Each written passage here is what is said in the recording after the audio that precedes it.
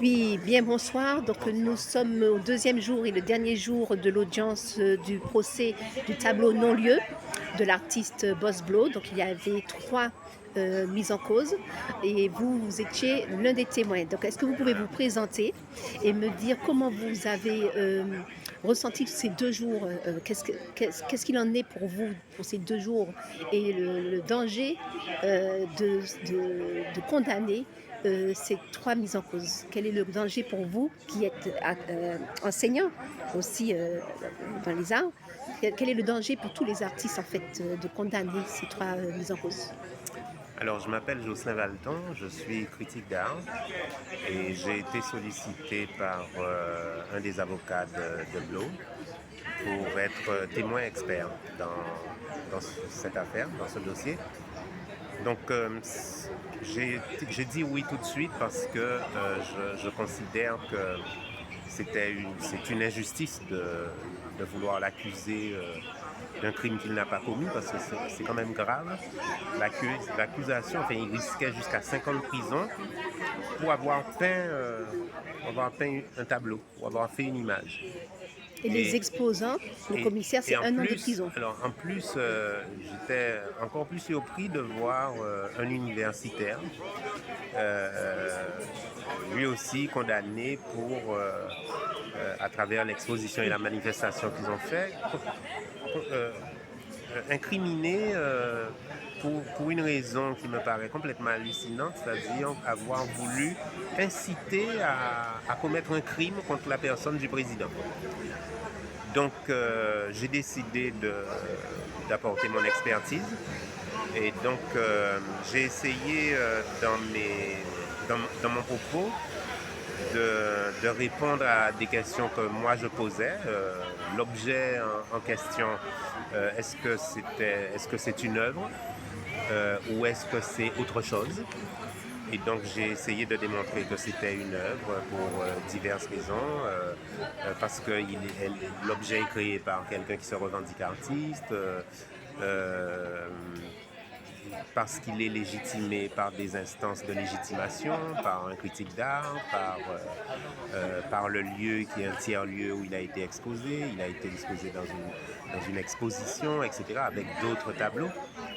Et puis surtout, je disais comment Blo s'inscrivait dans une longue tradition de représentation de décapitation, puisque en Occident, depuis plus de 9 siècles, plus de 900 ans, je crois 928 ans, on représente des décapitations. Donc pourquoi celle-là, brusquement, devient problématique?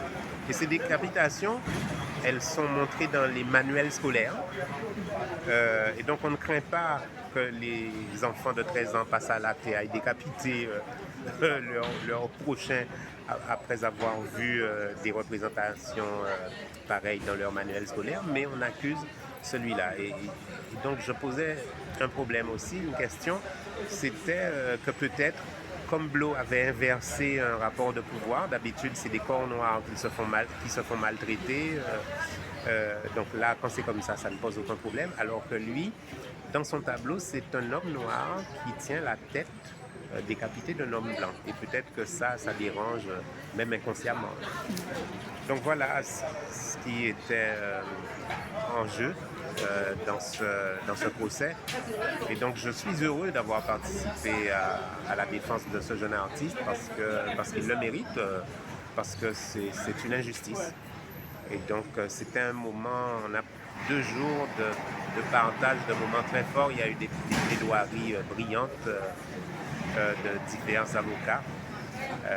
Donc, un moment très fort.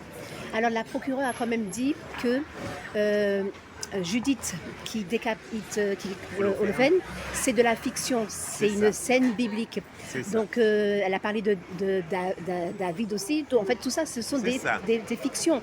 Mais Macron, c'est un personnage Réel. réel. Et que, donc en fait, qu'est-ce que vous avez à dire? Vous vous êtes exprimé sur J'ai- ça.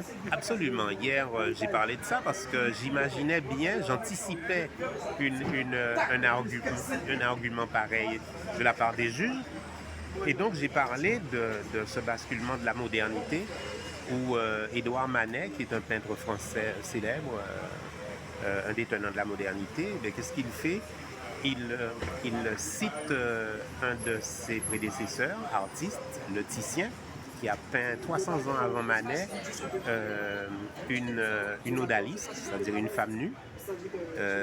Et donc tout le monde trouve ça normal parce que c'est une déesse qu'il peint. Mais lorsque Manet, lui, 300 ans après, peint un même tableau, une femme nue, allongée dans la même position, etc. Mais Avec un modèle. cette fois, il peint une femme et non plus une déesse. Il peint en plus une femme de mauvaise vie parce que c'est une... le terme m'échappe, enfin c'est quelqu'un... Non, je pensais à une courtisane. Une courtisane. Une courtisane, donc là, le tableau fait scandale.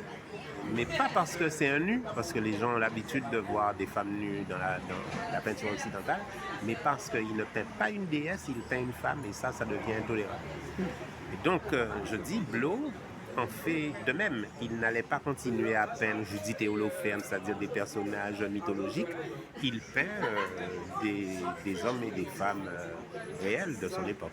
Mais le Guadeloupéen qu'on voit sur son tableau, est-ce qu'on l'identifie réellement? Macron, oui. Et Macron, Macron, ce n'est pas la tête.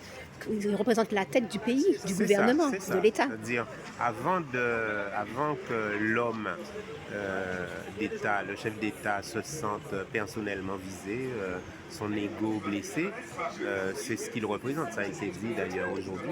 Il représente, et je l'ai dit aussi hier, il représente l'État français. Donc, c'est pas l'homme, l'individu qui est visé, parce qu'il nous intéresse peu, en fait. Enfin, il l'intéresse peu. C'est plutôt ce qu'il symbolise, ce qu'il peut représenter. Voilà. Ok, vous avez un dernier message pour les artistes par rapport aux éventuelles censures, la peur qu'on veut leur mettre? Il faut continuer à pratiquer sa liberté de parole, ce qui ne veut pas dire d'ailleurs une absence de sens de responsabilité. Moi qui écris et qui publie des textes, eh bien je suis conscient de la responsabilité que j'ai quand je rends des textes publics. Donc je considère que les artistes sont des citoyens comme les autres. Mais comme je l'ai dit hier, je pense qu'il agit de manière citoyenne, c'est-à-dire qu'il est conscient des réalités de son pays et il est conscient que sa parole d'artiste est importante et qu'elle doit être dite. Ok, merci beaucoup. De rien.